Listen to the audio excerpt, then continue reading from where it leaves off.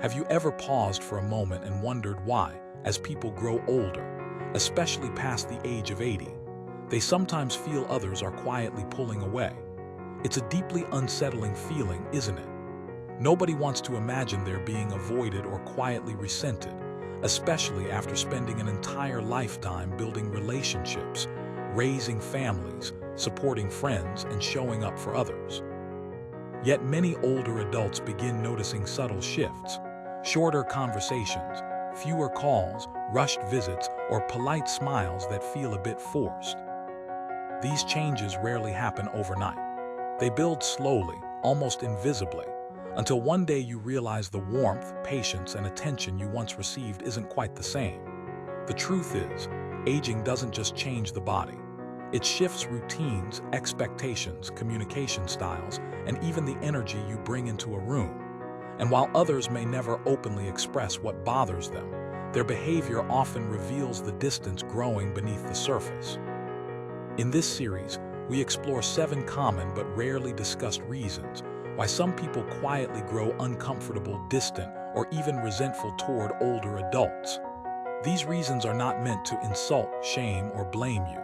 In fact, most of these habits develop unintentionally, without malice, without awareness, and often without choice. Aging brings aches, frustrations, loneliness, and memories that can press heavily on the mind.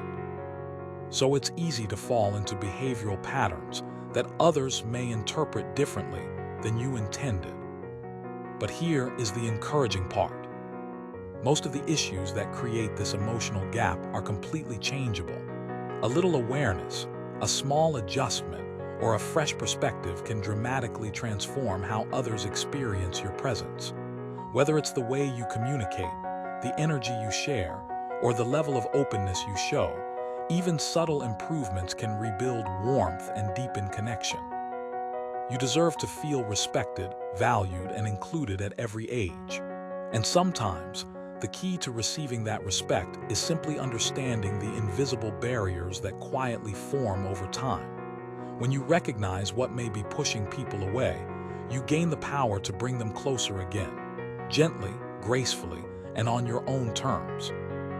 So stay with me as we begin this eye-opening journey. We're not here to judge. We're here to understand, reflect, and rebuild. Because the truth is, healthy relationships don't disappear because of age.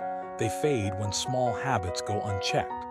And once you know what those habits are, you can transform how others see you and how they feel around you. Now, let's begin with the first and most common hidden reason people pull away. Do people leave conversations with me feeling lighter or heavier? The answer might reveal more than you expect. Let's explore why. As people enter their 80s, life naturally becomes more complex, physically, emotionally, and socially. Pain lingers longer, energy often fades faster, and familiar routines feel harder to maintain. With all these changes, it's understandable that frustrations rise to the surface more easily. But what many seniors don't realize is how often these frustrations slip into conversation, eventually shaping the way others feel around them. Complaining rarely comes from a negative heart. In most cases, it's simply the result of carrying decades of responsibilities, losses, and disappointments. You talk about your aches because they're real. You mention worries because they've been weighing on your mind all day. You note the changes in the world because you've lived long enough to see how different things used to be. From your perspective, you're simply expressing your reality. But to those around you, especially younger family members or friends, frequent negative remarks can create emotional heaviness, even when the love is strong. People may begin feeling drained without fully understanding why. Maybe every conversation circles back to discomfort, medical issues, bad news, or how things used to be better. Maybe the same concerns are repeated several times because they're always on your mind. Eventually, loved ones start shortening visits, calling less often, or steering conversations away from vulnerability, not because they don't care, but because they quietly feel overwhelmed. Let's consider an example. Imagine an older neighbor, let's call her Mrs. Allen, who was once the heart of her community. She baked cookies for the kids, shared gardening tips with new homeowners, and always waved with a smile. But in her later years, her conversations gradually shifted. First, she mentioned trouble sleeping. Then it was the rising cost of food. Then her disappointment in how her children didn't visit as often. One topic at a time, her tone changed. Her neighbors still adored her, but over time, fewer people lingered when she stepped outside. Not because they didn't care, but because the emotional weight of every interaction left them feeling sad, helpless, or guilty. This doesn't mean you should hide your pain or pretend everything is fine. Your feelings deserve space, but emotional balance matters. When others feel uplifted, supported, or even gently inspired after speaking with you, they naturally want to stay longer and return more often. Balancing honesty with warmth, mixing challenges with gratitude, curiosity, humor, or encouragement can dramatically shift how people experience your presence. A single positive comment or a small expression of appreciation can lighten the entire atmosphere. Complaints don't define you. They're simply habits that can be softened with awareness. Now that we've explored the impact of constant complaining, let's move to another hidden behavior that quietly pushes people away, one that many seniors never realize they're doing. Ready for reason 2. One of the most quietly damaging habits that often appears with age, without intention, without awareness, is the gradual loss of openness. After you reach your 80s, it's natural to trust your own judgment more than ever. You've lived through eras that younger generations only read about. You've survived challenges they may never understand. And with decades of experience behind you, your opinions feel not just valid, but earned. But sometimes, this deep well of lived wisdom unintentionally turns into a rigid mindset. Without noticing, you may interrupt more often, correct others mid-sentence, or dismiss new ideas before they're fully explained.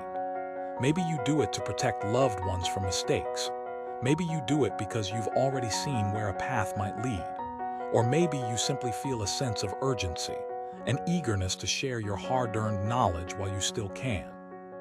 Yet for the people around you, especially your children and grandchildren, this behavior can feel like their voices no longer matter. They may feel unheard, overshadowed, or quietly discouraged from expressing themselves.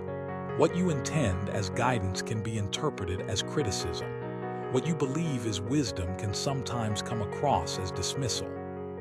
Imagine an elderly father listening to his daughter talk about her new job. Before she finishes explaining, he interjects, "That won't last," or "In my day, we did things differently." He means well, he thinks he's offering perspective, but his daughter walks away feeling deflated, as if her excitement is unimportant or naive. This kind of interaction doesn't usually lead to an argument.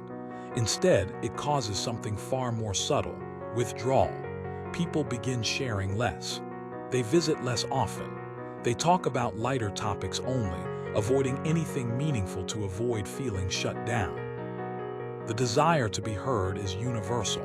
It doesn't fade with age, and it doesn't diminish in young people either. When you give others room to speak, truly speak, something powerful happens.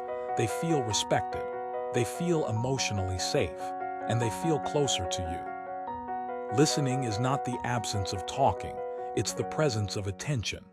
A gentle nod, an open expression, a thoughtful question, or even the simple act of letting someone finish their sentence communicates. What you're saying matters. Being open-minded doesn't require abandoning your beliefs. It simply means allowing space for someone else's experience too. And ironically, when you listen more, people actually start asking for your advice more often, not less. A little openness can transform a relationship. It turns conversations into connections and turns distance into closeness.